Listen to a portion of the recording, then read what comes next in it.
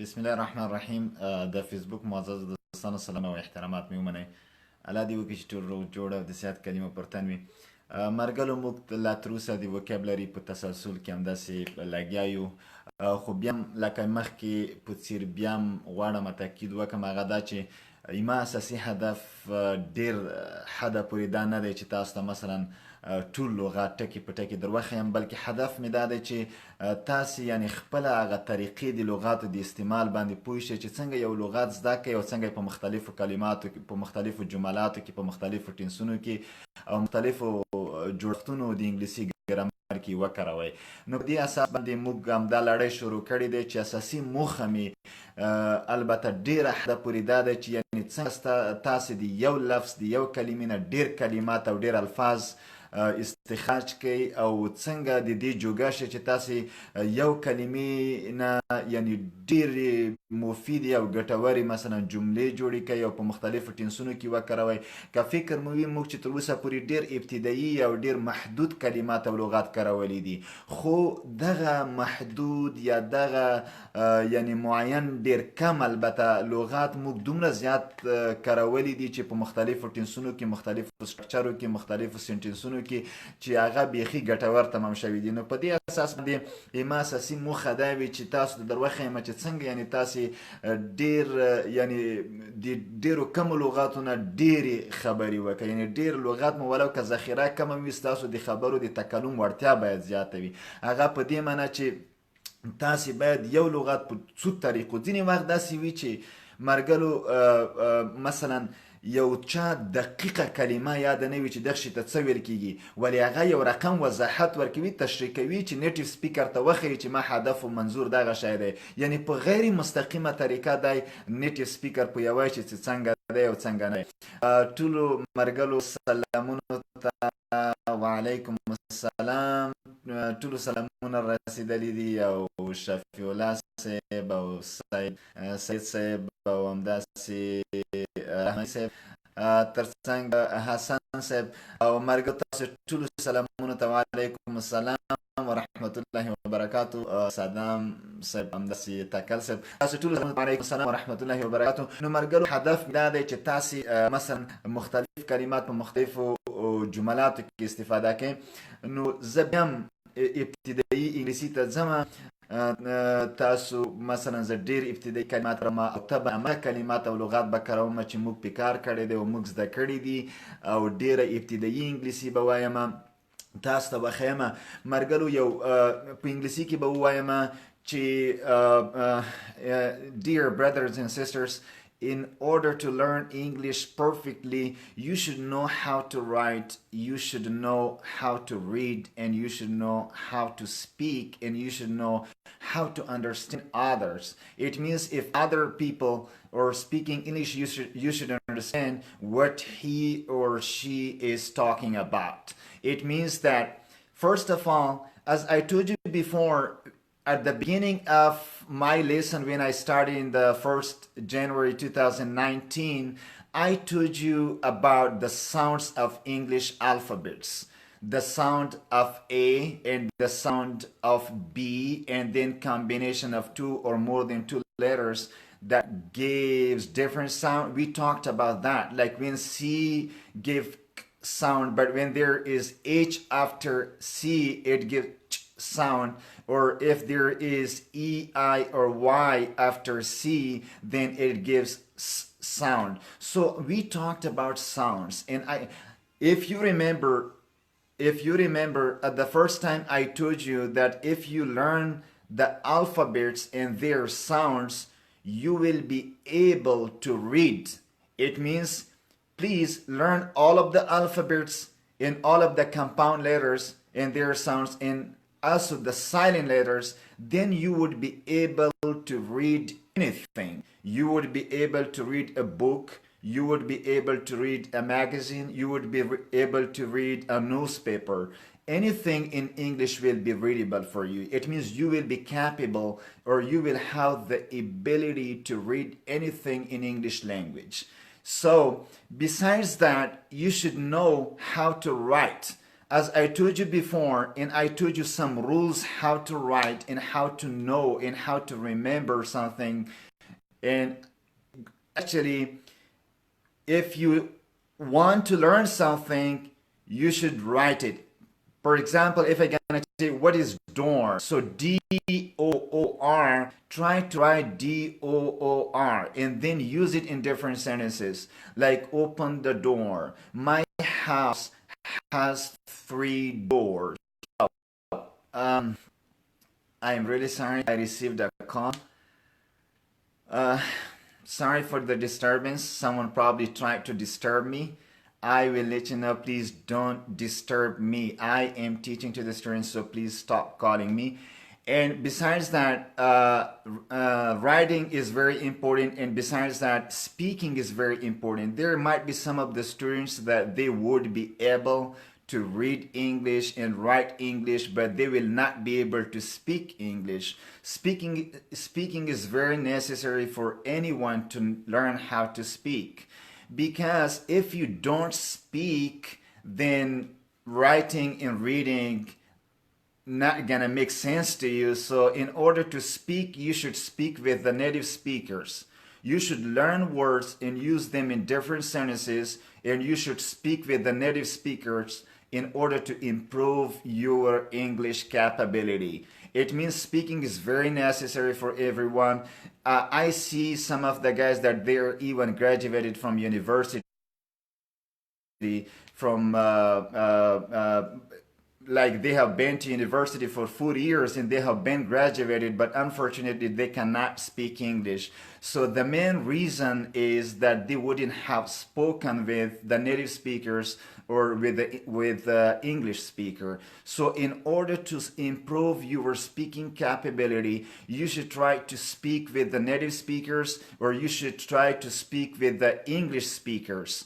It means that learn the words and use them in different sentences, and then select one, two, or some of your friends in order to speak English with him anytime. So in this case, you would be able to improve your English capability. So it is very important. If you not speak, or if you will not speak English, then you will be not able to improve your English speaking capability. So this is one of the most important points, and one of the very essential and necessary points to keep in mind to speak any of the languages you want to learn. You will not be able to learn any of the languages unless you speak the same language with people. It's any of the languages is very easy. It means if you want to learn Arabic, you will not be able to learn Arabic unless you speak Arabic with the Arabic speakers.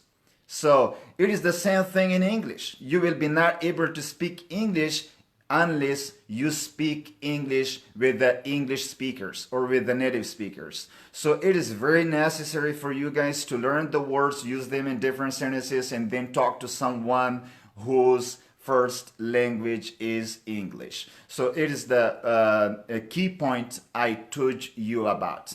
And besides that, listening is very important. It means sometimes someone can speak, someone can read, someone can write, but he or she does not understand what someone is telling him or her.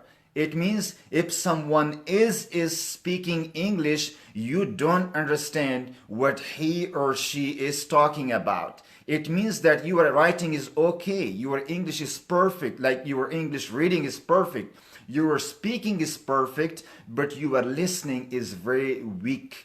So it is not good. Your listening is not good. In order to improve your listening, you should listen to some English musics, and you should watch TV, or you should watch listen to news in TV or in radio or something like that. So in order to improve your listening in English language, you should watch TV, like you should watch some shows, you should watch any sort of explanation about some specific subjects.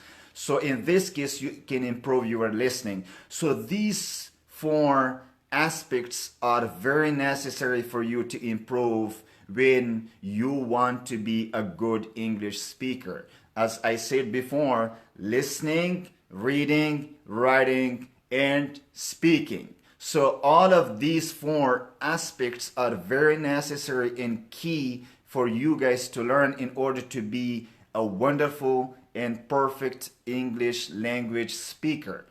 So, brothers and sisters, as I said before, I have started teaching you the English vocabularies. We are still working on it.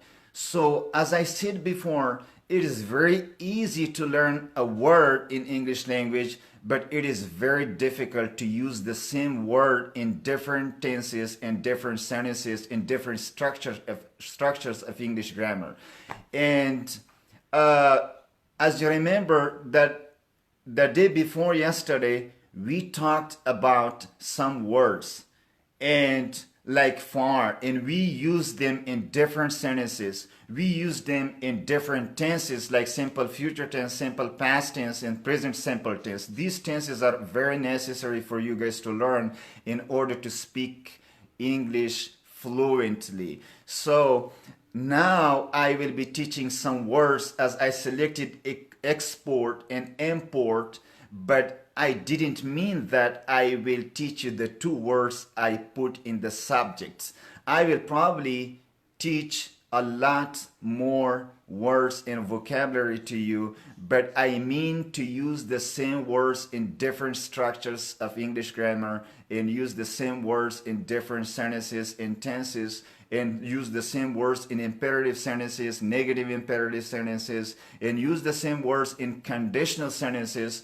So, and information questions are very necessary to use and to know how to use them in different tenses. And okay, I now gonna start teaching you the words import and export, and besides that I will teach something else too. But one thing that I gonna let you know is that English pronunciation is very necessary and play a key role in English language. So if you are trying to learn a new word, please learn the same word with the correct pronunciation. It means some people pronounce the word import as import. It is incorrect. Some people pronounce the word export as export. Please don't stress the second syllable. Please stress the first syllable. Not export. Export. Not import. Import. Export or import. So, because there's you should know the meaning of that, and besides that I will be teaching some other words, and I will be writing the meaning of the same words in Pashto to you, and will be using the same words in different sentences, and will probably be translating the same sentences to Pashto so you will understand what they mean, how can we use them, how can we use the same words in positive sentence, in negative sentence, negative and interrogative sentence, and interrogative sentences. And besides that, how to use an imperative sentence or negative imperative sentence, and how to use information questions and something like that, and how to use the same word in different tenses. It's very necessary, brothers and sisters, but most of the times I use words specifically in simple present tense, simple past tense, and simple future tense. I didn't try the other perfect tenses or the other simple or continuous tenses a lot, because these three tenses are very important and they are usable in daily conversation and in daily life. That's why I'm most of the time trying to use these three tenses, but it doesn't mean that we cannot use the other tenses or the other tenses are not that much important. They are still important, they are still necessary to know how to use them, but these are a lot more important than the other simple and perfect and continuous tenses. So besides that, you should try to use the same words in the other tenses too, because we do not have that much time to use the specific words in any of the tenses I have taught to you or you have learned. So in order to improve your English capability, in order to speak perfectly, in order to improve your English, you should use the same words being taught right here in different tenses and in different structures of English grammar and in different sentences. So again, brothers and sisters, any of the languages you want to learn is very important, but you should try these 4 aspects as I explained before to you: listening, reading, writing, and speaking. But besides that, in English language, I would recommend to learn the correct pronunciation, because if you will not be able to pronounce the word correctly, then the native speaker will not understand what you are talking about. So in order to make the native speaker or the English speaker understood about what you're saying, it is very necessary to pronounce the word correctly. So pronunciation is very necessary in English language, and it is not only in English language, it could be in any of the languages you want to learn. So, but in English language, I would recommend pronouncing the words correctly. So now I will start teaching you the new words, and I will probably talk about usage of the same words in different sentences and different tenses. One thing that I'm gonna say, I created WhatsApp group for you guys in order to participate and in order to improve your English language capability. But I heard the voice messages of most of the students in the same group. I am really glad, to be honest, that hearing the speech of some of the students with very good English language capability. They can speak very well. And I know that the English grammar they have been taught is learned perfectly. ښه مرګلو وبخی چې د اخري جملاتو کې ما ډېر پاسیو وایس وکارولو. د اساسي هدف مې دا و چې یعنی مطلب دا چې تاسو ته صحیح دی د جملې لږه پیچیدګي به په دغه جملاتو کې وي او جملې به سختې درته تمامې شوي وي. د اخري جملاتو کې ما ډېر پاسیو وکارولو خو قصدن مې وکارولو. د اساسي موخه مې دا وه چې تاسو یو ذهنیت پاسیو ته هم لاړ شي چې واقعیت دغه پاسیو ډېر کاربرد لري او کارونه لري. نو په هغې اساس تاسو باید پاسیو یعنی یغې په مقابل کې غافله پاتې نشي، هغه ندیده ونه نیسئ، یعنی داسې بې ارزښته یې ونه نیسئ. مطلب دا چې پاسیو د انګلیسي ژبې په ګرامر کې اساسي رول لري. په اخبار کې ډېر مجلاتو کې او په کتابونو کې ډېر زیات کارول کېږي، خصوصا په اخبار کې. نو په دې اساس باندې هغه ډېر اساسي رول لري. نو یو خوشبیني خو دا دی چې الحمدلله هغه واتساپ ګروپ د انګلیسي ژبې د تقویې دپاره چې موږ جوړ کړی دی، هغې کې زه چې د کوم وایس میسیجونه ګورم ډېر ما ته خوشبیني راکوي او ما واقعیت خوشحالوي. یعنی ډېر څه دغسې ماشاءالله هغه تلفظ د ملګرو چې وویني، هغه ساختمانه جوړښت د جملاتو د دوی چې وویني، هغه مفرد سره د مفرد لفظ او جمع سره د جمع لفظ کارونه هغه وګوري، او دغه لغات د دوی په ښه ټینسونو کې چې استعمالوي، په پاست ټینس کې صحیح سټرکچر استعمالوي، په فیوچر کې صحیح استعمالوي، په پریزنټ سمپل کې صحیح، او د سبجیکټ پروناونس صحیح ورب اچوي. دا واقعیت د یقیني ډېر ښه خبر دی.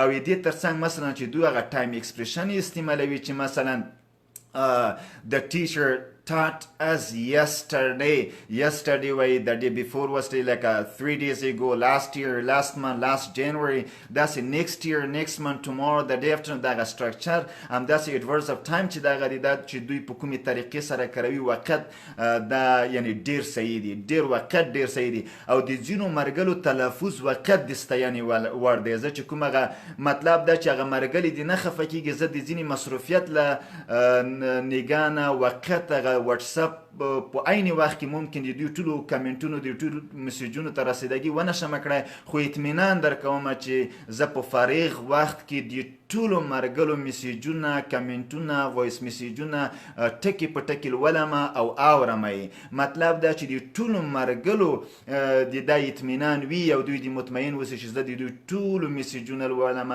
د دوی ټولو وایس میسیجونه اورم. مقصد چې کومه سختګي وي یا کومه سختي وي، پیچیدګي وي یا کوم کوم البته طبعا کومه اشتباه وي د هغې د اشتباه اصلاح دپاره زه بیا یغو ته ریپلای ورکوم. تاسې مطمئن اوسئ چې زه ټول ګورم، خو ځینې وخت کې چون د افغانستان او د امریکې د وخت تغییر یوازینی هغه لامل دی چې ممکن په ځینو دقیقو مواردو کې یا په عین معین وخت کې زه د دوی کمنټونو یا میسیجونو یا وایس میسیجونو ته رسیدګي ونه شم کړی، د هغې معذرت غواړم. خو په فارغ وخت کې طبعا زه د دوی کمنټونو میسیجونو وایس میسیجونو ته دقیقا او د هر یو کس وایس میسیجونو ته په انفرادي ډول رسیدګي کوم. نو مرګلو زه اوس کمره اړوم تختې ته. نو ما چې دغه ریډینګ رایټینګ سپیکینګ او لیسنینګ په باره کې یو څو خبرې وکړې، مرګلو تلفظ باندې ډېر کوشش وکړئ چې تلفظ ډېر اساسي رول لري، ډېر اساسي رول لري. ځینې وخت کې مثلا دغه چا چې مورنۍ ژبه انګلیسي دی هغه که تلفظ سټریس دی غلط واچولو هغه نه پوهېږي، ولو که مورنۍ ژبه انګلیسي دی هغه بیا دقیق نه پوهېږي. نو دې په خاطر چې دقیق پوه شي تاسې هغه پوه کړی شئ، یعنې تاسې په خبره پوه شي، نو تاسې تلفظ کې ډېر کوشش وکړئ. له بده مرغه چې دغه افغانستان او پاکستان کورسونو کې د انګلیسي ژبې تلفظ کې حتی استادان تر ډېره حده پاس پاتې دي، ځکه چې نه په افغانستان کې د انګلیسي ژبې د پروننسیشن کورسونه شته او نه په پاکستان کې دغسې پروننسیشن شته. بیا هم پاکستان نسبتا ښه دی، خو د پاکستان هغه اکسنټ چې دی هغه د برټش انګلیش نه متاثره دی او دوی بیا هم یعنې که دلته نیټیو سپیکر یا امریکنز یعنې دوی سره دوی خبرې واوري ډېر برداشت به یې دقیق نه وي، ځکه چې دوی هم په انګلیسي ژبې پروننسیشن کې له بده مرغه اساسي ستونزې لري. په افغانستان کې هم د انګلیسي ژبې د تلفظ په برخه کې ډېری ستونزې شته، ډېری ستونزې. مطلب دا چې له بده مرغه اکثره مرګلي چې تلفظ د کلماتو کوي هغه ناسم وي له بده مرغه. نو دې په خاطر چې تاسې انګلیسي لغت زده کوئ او صحیح زده کوئ نو هغه تلفظ ډېر اساسي رول لري. نو غوښتنه مې دا ده چې هغه تلفظ سم زده کوئ. نو تاسو ایکسپورټ او امپورټ تاسې انګلیسي کې مرګلو داسې دی چې د سټریس اکثره تقریبا 85% سټریس چې راځي په اول باندې راځي. که تاسو ته دا معلومات نه کیږي، ما مخکې سټریس په باره کې ډېرې مفصلې خبرې کړې وې، بیا هم د پروننسیشن د اهمیت پر اساس باندې بیا هم غواړم د یو څو خبرې وکړم. مرګلو ما درته ویلې چې کله یو کلمه یو سلیبل ولري، ما درته ویل چې سلیبل هغه موج ته وایي چې د خولې نه راوځي.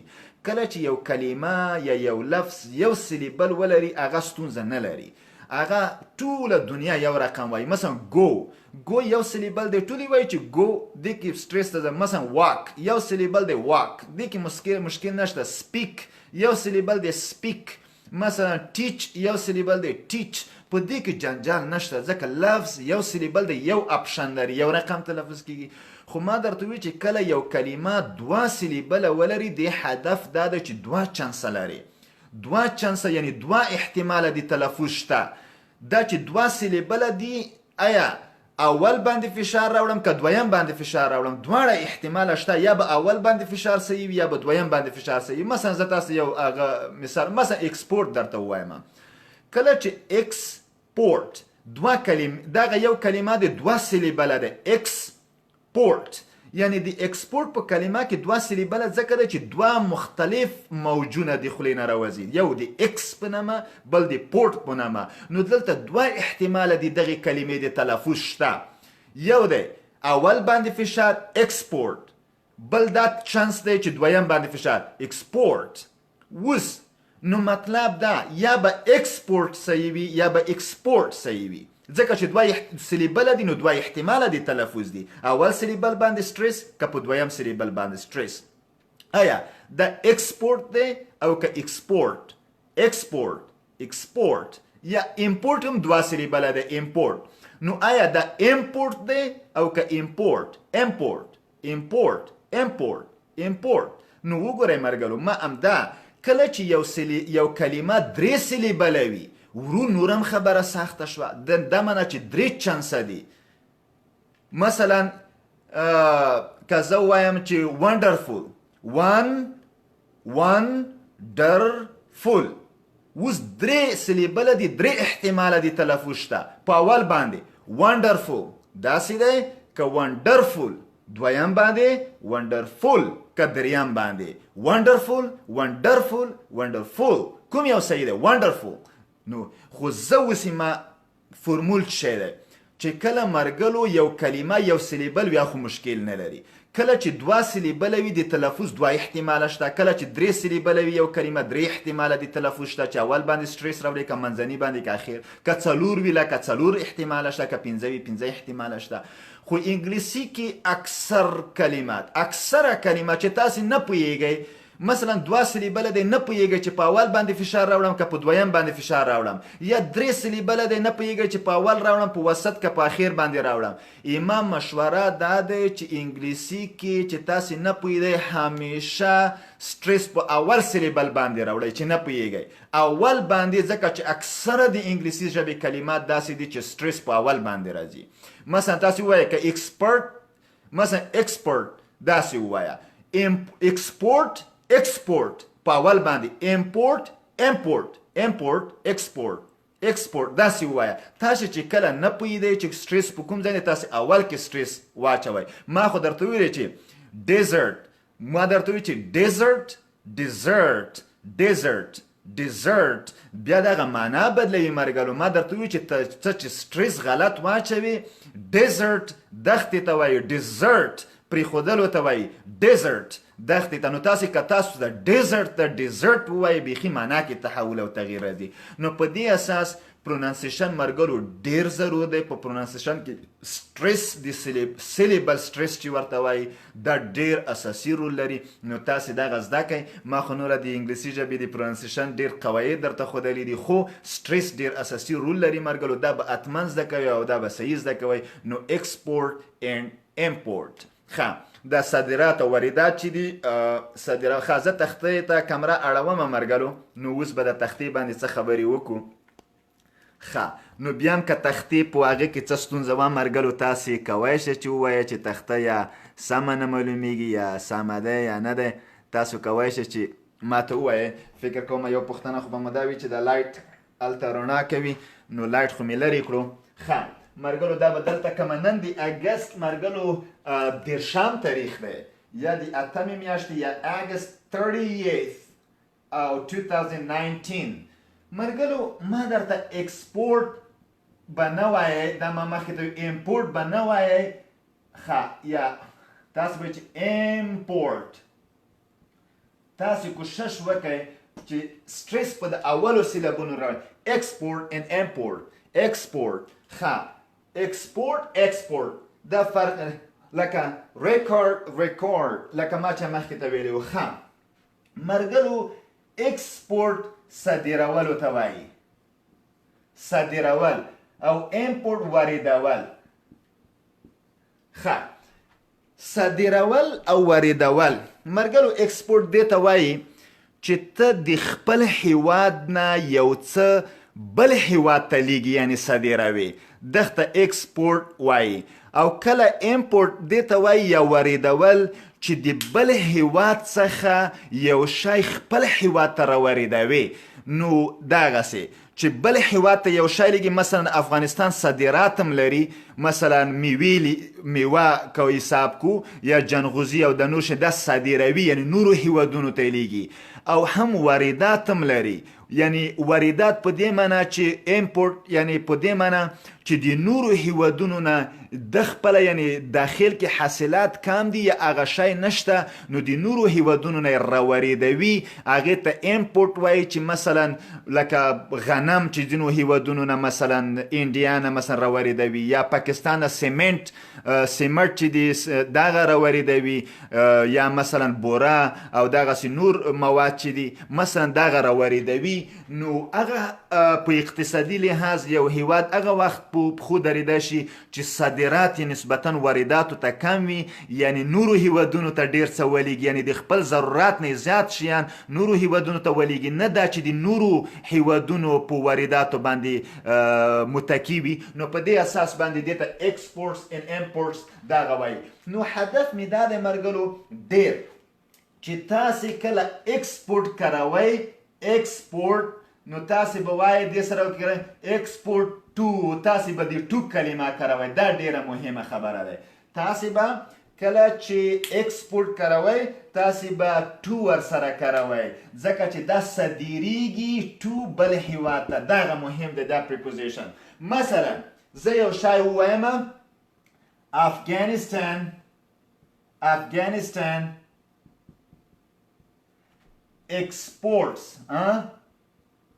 exports افغانستان صادروي مثلا که زه وایم چې فروټ میوه to پاکستان ګوره دلته to پاکستان ما to وکاروله تاسې به همیشه چې کله ایکسپورټ راشي تاسې به دلته to وکړئ Afghanistan exports fruit to Pakistan. So تاسې به to مرګلو کاروئ دې کې د کوم پریپوزیشن چې کارول کیږي هغه to دی او دا ډېر اساسي رول لري تاسې به ایکسپورټ سره to کاروئ Afghanistan exports fruit to Pakistan. So تاسې به ایکسپورټ سره چې کاروئ to دغه یعنی پریپوزیشن to سره که ځکه صادریږي یو بل هیواد ته یعنی لیګل کیږي بل هیواد ته نو صادرول چې کیږي نو تاسې به د ایکسپورټ سره چې کاروئ to دغه کلمه ډیره مهمه ده چې تاسې به د ایکسپورټ سره همیشه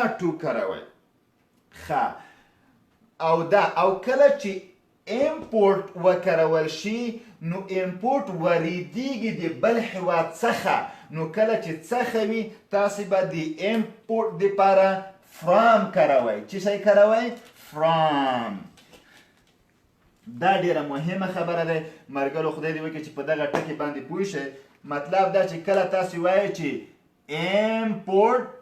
امپورټ تاسې به دلته بیا from وایئ دا export to import from او دا دواړه مرګلو regular وربونه دي regular په دې معنا چې تاسو کولی شئ سیکنډ فارم ته ایډي ور واچوئ exported imported تاسې دغسې مثلا Afghanistan exported 6 tons of wheat to Pakistan yesterday مثلا که تاسې مزي کې وایئ چې افغانستان دومره ټنه مثلا غنم در حالی کې غنم خو نه هغه کوي خو غنم پاکستان ته صادر کړه نو تاسې exported نو تاسې به دغسې وایئ یعنی دا ریګولر ورب دی ریګولر دا معنا چې ایډي خوري دویم او دریم فارم یې ایډي خوري exported imported او دغسې ING خوړی شي is exporting is importing نو تاسې کولی شئ چې دې ته ING ورکړئ تاسې کولی شئ مثلا چې زه وایم چې افغانستان یا په د بل مارکر یا کومه ولیکمه چې تاسو د رنګ مختلف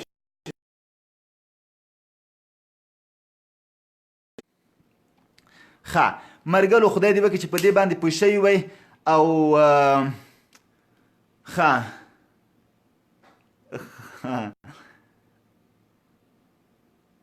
او ډیره مننه الله مو خوشحال لره تاسو ټولو ته بیا وعلیکم السلام داسې غلي وای ما وی چې د ما خبرې دوی نه اوري خو الهام صاحب تاسو چې خبرې وایي صدام صاحب او صدام خو زه نه پوهېږم ځکه هغه په پښتو نه پوهېږي او تاسو صدیقي صاحب زه پوه شوم چې ما ویل چې که تاسو مې خبرې نه اورئ عکس العمل مو بیخي نه و خو زه اوس مطمئن شوم چې نه تاسې خبرې اورئ تاسې ډېر په شوق غوږ نیولی دی ښی بلکل ډېره مننه مرګلو او نو مهمه خبره مرګلو دا دی چې ایکسپورټ سره تاسو ټو وکاروئ او امپورټ سره فرام وکاروئ ځکه ایکسپورټ یو شی صادریږي بل هیواد ته نو تا دپاره ټو وایي امپورټ وریدیږي د بل هیواد څخه نو څخه دپاره موږ فرام وایو I am from Afghanistan یعنی زه د افغانستان څخه یم نو مطلب دا چې wheat imports from مثلا imports from لکه یو بل هغه تاسې هیواد ویلی شئ ښه مرګلو تاسې همداسې په پیسیف کې ویلی شئ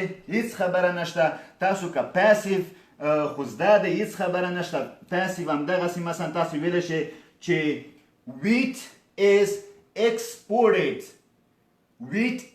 exported to Pakistan مثلا دغسې wheat is imported from Pakistan مثلا تاسې from او هغه نو که چېرته په پیسیف وي طبعا دا به هغه خوري ترډ فارم به کارول کیږي مرګلو یو شی دا ما درته وویلې اوس یو څو خبرې ته که تاسې خفه کېږئ نه زه یو کمره راړومه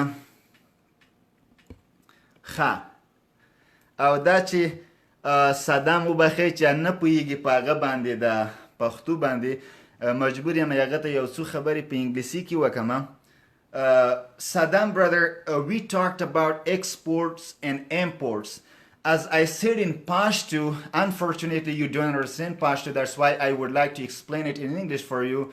Export means when you are sending something to other countries. So it is export. It means sending something to other countries. So it would be export. Suppose that Afghanistan has a lot of fruit. So Afghanistan would like to send their fruit to other countries for business purposes.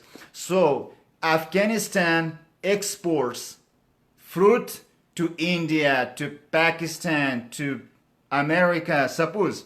It means export. With export, you should use the preposition to.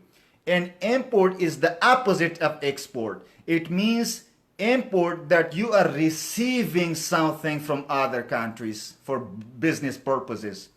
When you're receiving something from other countries, so you would say that Afghanistan imports wheat, cement, sugar, or anything you want from Pakistan, from India, or from America, from any of the countries you would like to mention. So export means sending something to somewhere.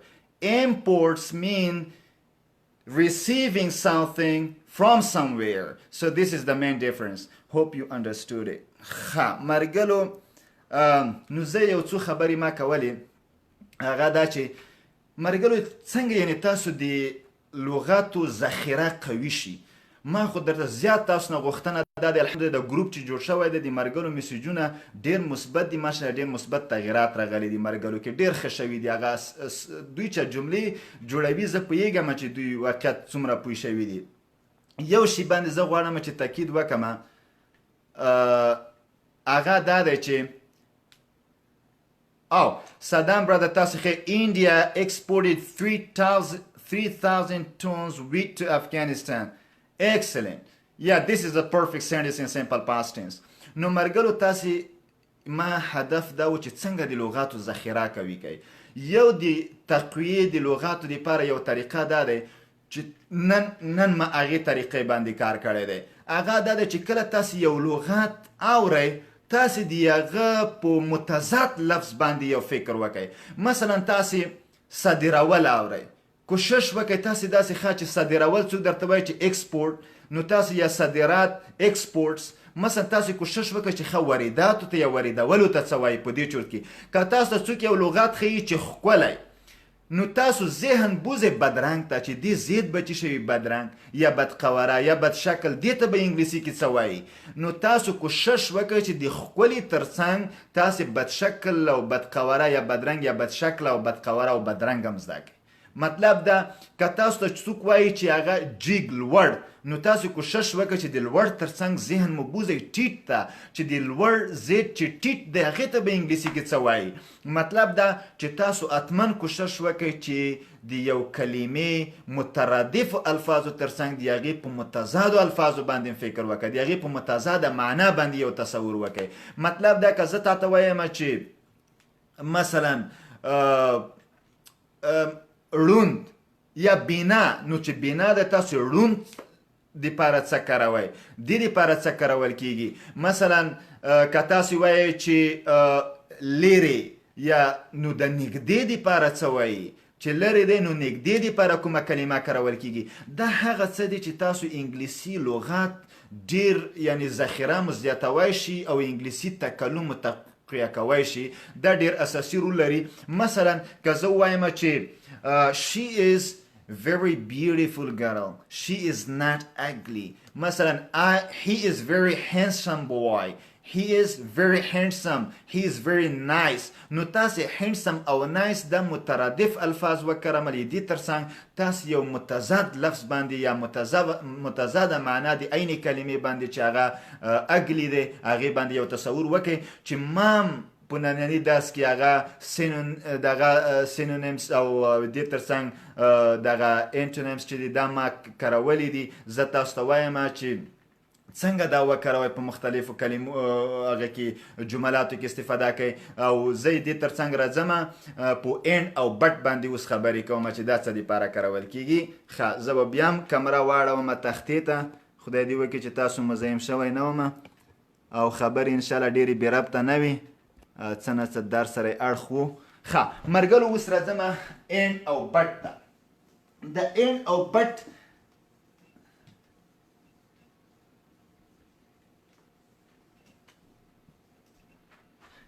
د اینډ او بټ اصله کنجنکشن دي مرګلو، دا یو هر ربط دی، دا یو بل سره تړي. اینډ معنا په پښتو کې موږ وایو چې او بټ چې کله پښتو کې موږ وایو چې خو یا لیکن، چې موږ لیکن کلمه ورته کاروو خو وایو. مثلا موږ تاسو کله پښتو کې وایو چې فلانی ډیر تکړه او با استعداد او با اخلاقه سړی دی، خو بیا غلی شو او بل دی وایي دا خو دی والی وویلی. مطلب دا چې کله څوک په یو کلمه کې خو ووایي دې مطلب دا وي چې شاته ځینې منفي اړخونه شته، یعنی دغه مخکې خبرو متضاد اړخونه هم شته، یعنی دا معنا.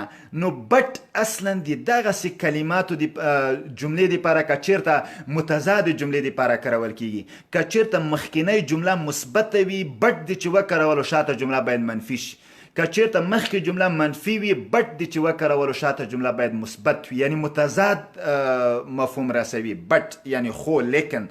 مطلب دا که چېرته ښه صفت کارول شوی وي مخکې چې بټ دی وکارولو دې شاته باید هغه ضد یعنی بد کلمات وکارول شي، چې زه اوس درته وایم یا لیکن چې موږ وایو لیکن خو په پښتو کې. نو مطلب دا که زه دا خو البته مترادف الفاظ دي او دا بالکل یو بل سره هغه دی. مثلا احمد is a student, محمود is a student.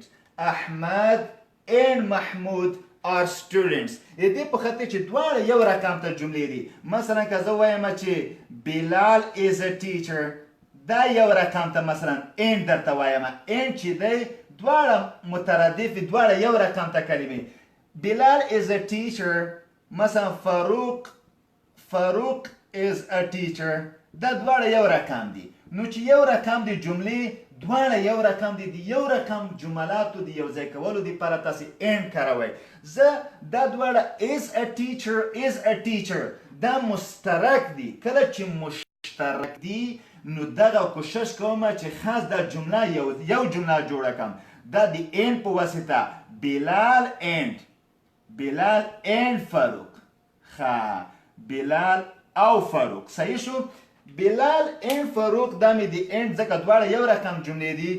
is a teacher دې کې مشترک د is a teacher د مشترک خپله راخلمه a teacher. خو یو شي ته مو فکر وي چې دلته is د بلال سینګولر دی، اوس جمع شو بلال and فاروق دوه نفره شو. کله چې اینډ په واسطه یو ځای کېږي دا جمع وي، نو زه وایم چې بلال and فاروق are، دا به لرې کمه دلته به اس ور واچومه. بلال and فاروق are teachers. دغسې تاسو به بیا is a teacher ځکه سینګولر د ایچ د پلورل سره نه راځي، نو تاسې به دلته دغه آر چې راغلو ای بیا ګنجایش نه لري، نو تاسې بلال and فاروق are teachers یعنی بلال او فاروق استادان دي. مخکې مو وویلې بلال استاد دی، بیا مو وویل چې فاروق استاد دی، اوس وایو چې بلال او فاروق استادان دي، نو ویلی شو بلال and فاروق are teachers. نو and د دغسې دوو جملاتو یا د دوو نومونو یا د دوو فریزز یا د دوو کلماتو د یو ځای کولو دپاره کارول کېږي چې هغه دواړه مترادف یا یو شی وي. بلال and فاروق are teachers. مثلا زه یا مثبتې جملې دي. بلال is intelligent. بلال is ښه زه به دلته یو بله کلمه وایم مثلا د صفتونه به ورته بدل کړم هېڅ فرق نه کوي که زه وایم بلال is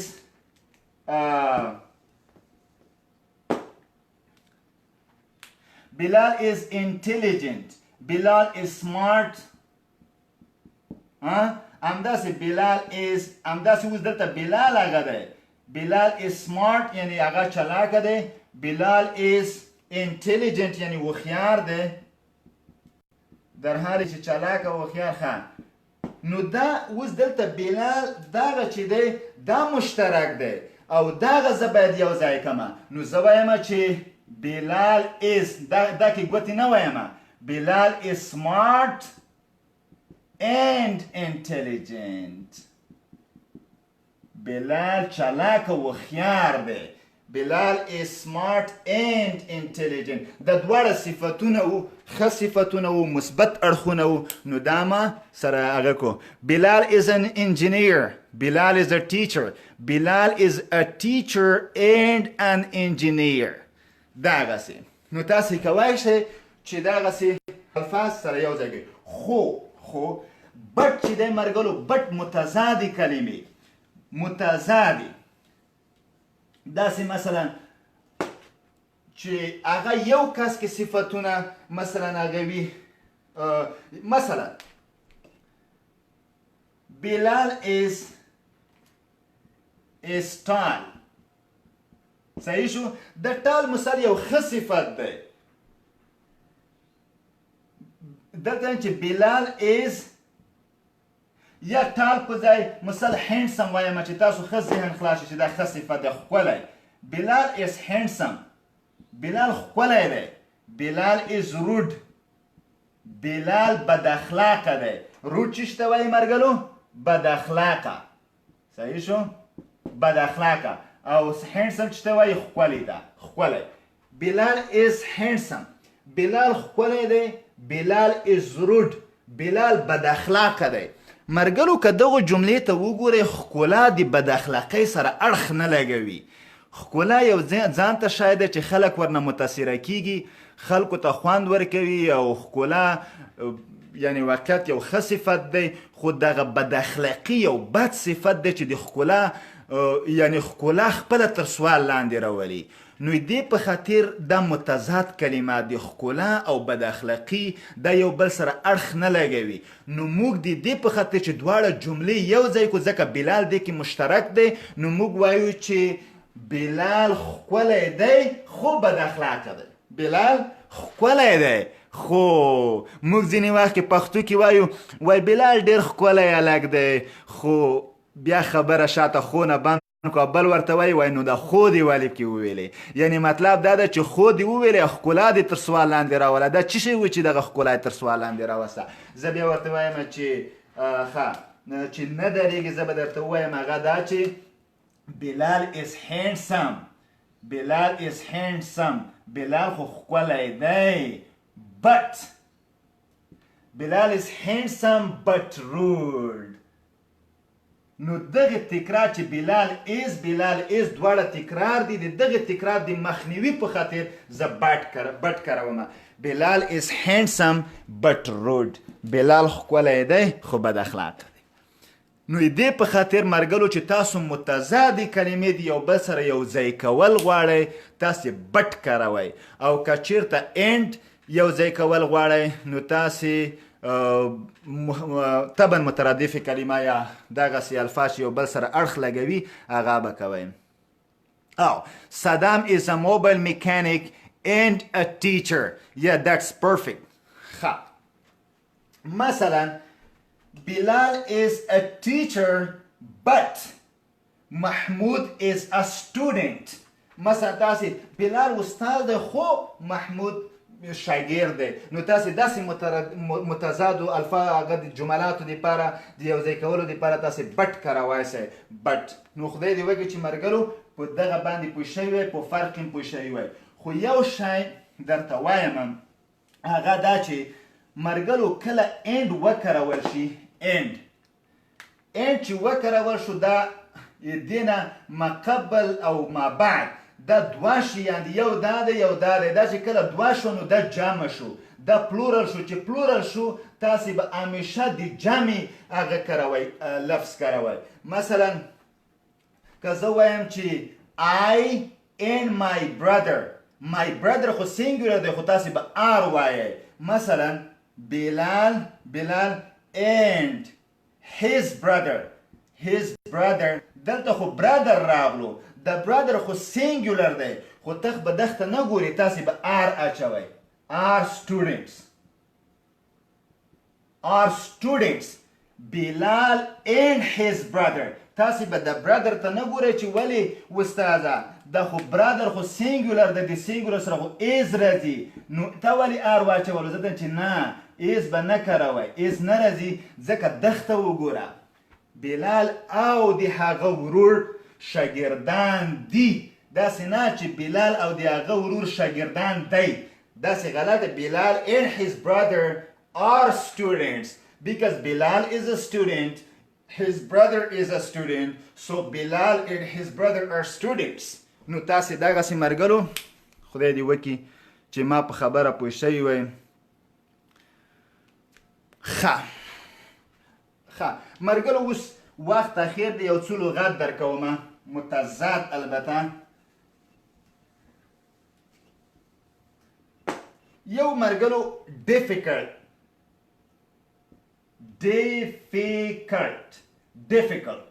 difficult معنی سخت. د سخت ضد چې شی دی easy، آسان. نو مرګلو دا سخت یا مشکل، سخت صحیح شو، دا آسان شو، پوه شو. آسان، سخت، آسان، difficult. مثلا زه وایم today's lesson is not difficult, it is easy. Yeah, today's lesson was not difficult, it was easy. د نننۍ ورځې درس سخت نه و، هغه آسان و. نو تاسې کولی شئ مثلا دغسې جمله وکړئ.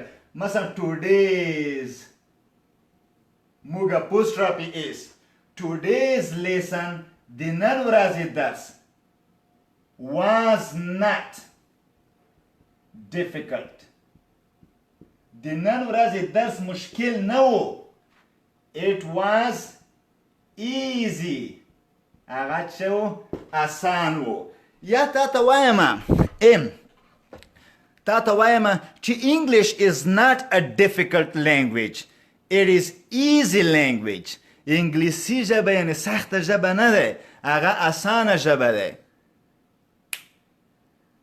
آفرین بدرالدین صاحب. I am a student but my friend is a teacher. Excellent. دغسې زبردسته جمله. مثلا English is very difficult. انګلیسي ډېره سخته ده. It is not easy. هغه اسانه نه ده. No, English is not difficult. It is very easy. انګلیسي مشکل نه ده، هغه ډېر اسانه ده.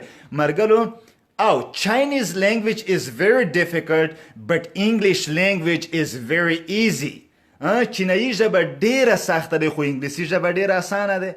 مرګلو تاسې کولی شئ همداسې ښکلې جملې مثلا ته وایې چې I had an exam yesterday in university. The exam was very difficult. It was not easy. مثلا پرون مو په پوهنتون کې امتحان لرلو. The exam was very difficult. یعنی د امتحان ډېر سخت و. It was not easy. مشکل نه و، آسان نه و وبخئ. نو په دې اساس تاسې کولی شئ چې difficult او easy مختلفو جملاتو کې وکاروئ. مثلا یا په انفارمیشن کوېشن کې وکاروئ. What is easy for you, English language or Arabic language? English language is easy for me, and Arabic language is very difficult for me because it has a lot of grammar rules.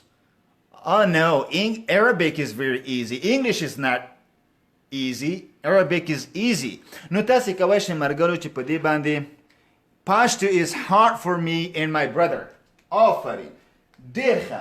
تاسو hard کلمه کارولی دی. ډېر نر کار مو کړی دی چې hard مو کارولی دی، ځکه hard د مثلا د دې hard یا difficult دواړه یو معنا لري. سخته وایي، مشکل، چې مشکل وي سخت وي نو تاسو کولی شئ چې هارډ هم وکاروئ یا ډیفیکلټ هم وکاروئ او ایزي په مقابل کې کارولی شئ یا مثلا پور مرګلو پور ایدي ضد چې دی ریچ پور مرګلو غریب ته وایي غریب پور څه معنا غریب او ریچ معنا پیسه‌داره مالداره دولتمند لکه غني که موږ په ښه هغه کې وایو غني ښه لکه عربي کې غني غریب او هغه ته وایي ښه پور مرګلو پور او د بل ته چې دی غني ته وایي چې ریچ ځینې مرګلي متاسفانه وایي چې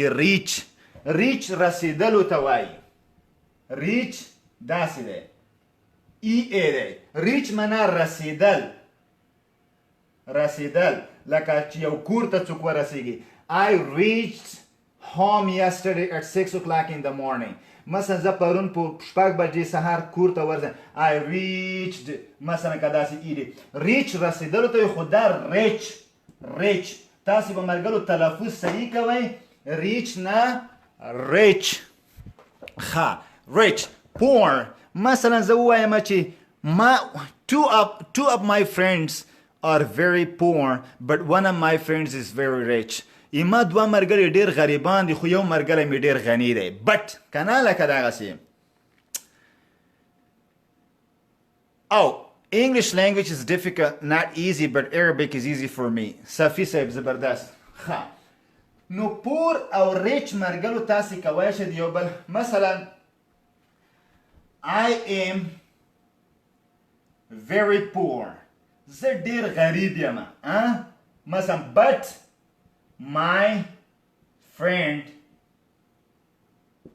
is very rich زه ډېر غریب یم خو مرګلی مې ډېر پیسه‌داره دی I am very poor but my friend is very rich نو تاسې کولی شئ چې but هم وکاروئ I am very poor but my classmates are very rich زه ډېر غریب یم خو همصنفیان مې ډېر پیسه‌داره دي نو تاسې کولی شئ چې پور او ریچ وکاروئ مثلا یا مرګلو زه لکه ما تاسو طریقه وښوده تاسو ټولو ټینسونو کې کوشش وکئ مثلا I was rich یا my friend was rich my friend was rich last year مرګلی مې پروسه کال مالداره و but he is poor now خو اوس غریبه شوی مطلب دا my friend was rich last year but he is poor now My friend was rich last year but he is poor now پروسه کال مې مرګلی مالداره و خو اوس غریبه شوی نو تاسې کوی شئ past tense future tense داسې وکړئ مثلا My friend was rich last year but he will be poor next year اما مرګلی تیر کال پیسه‌داره و خو راتلونکي کال ته به غریب وي نو تاسې کولی شئ مرګلو چې دا انفارمیشن کوشن وکاروئ هر رقم ته مثلا وکاروئ لکه مخکې ما روډ وویل don't be rude don't be poor یا مثلا ښه why is he poor ولی هغه غریب شوی یعنی why is he poor why is he rich how is he rich مثلا ته کولی شې هغه څنګه پیسې لري یا how did he become rich how did he become rich how did he become rich هغه څنګه پیسه‌داره شو how did he become معنا کېدل how did he become rich هغه څنګه پیسه‌داره شو نو ته ویلی شې چې مثلا he has been to foreign countries he has been in Saudi Arabia for a long time he worked there and he was paying like about $16 in an hour, and he has worked there for a long time and he became rich and he's a rich man now. نو ته کوای شي دغسې مثلا دې دپاره ځواب ورکړي. ښه نو مرګلو تاسو هر هغه دپاره تاسو منفي جمله ته لاړ شئ. I am not rich, I am poor, I am not poor, I am rich. نو تاسو کوای شئ دغسې. بل مرګلو ښه زه دا پکوم نورو الفاظ ته ځم. مثلا when دې چې زید دی لوز. when منه ګټل او لوز منه بایلل یا بایلل. ګټل او بایلل یعنی when لکه دې when دویم فرم one دی او دې دویم فرم last دی last. when one لکه lose last. زه وایم چې I will win the match. I will win the match. زه به match وګټم. and yeah, but I will win the match, but you will lose it. خو ته به وبایلې. I will win the match, but you will lose it. زه به وګټم او ته به وبایلې. نو دې په خاطر تاسې کوای شئ چې win. If you want to be rich, you have to try to earn money. زبردست. انس صاحب EARN یو ای ورواچوه د earn یا ګټلو ته زبردسته جمله دې ماشاءالله لیکلې. نو تاسې کوای شئ مرګلو win ګټل lose بایلل. one مثلا Afghanistan won the cricket match yesterday and India lost the same game. مثلا تاسې کوای شئ په ماضي کې مثلا what did you win yesterday? پرون دې څه شی وګټل؟ مثلا did you win the match yesterday? Did you lose the match yesterday? Yes, I did lose the match yesterday. مثلا ته کوای شې دې کې هغه کې مثلا دا verb ما درته هغه کړو مرګلو. تاسې کوای شئ صفتونه واچوئ. مثلا cheap, expensive. cheap دې ځای چې دی مرګلو expensive دی. expensive. cheap مرګلو ارزان ته وایي. ارزان او expensive معنا قیمت. cheap ارزان او expensive قیمت. مثلا زه ووایم چې cars are cheap here in the United States but they are very expensive in Afghanistan. په امریکا کې موټر ارزانه دي خو په افغانستان کې ډیر قیمته دي. مثلا mobiles are very cheap in Afghanistan but they are very expensive in the United States. مثلا دغسې یعنی دا شی هلته ډېر ارزان دی او دا شی هلته قیمته دی. نو تاسې کولی شئ چې نو تاسې کولی شئ مرګلو په دې باره کې جملې جوړې کړئ. مثلا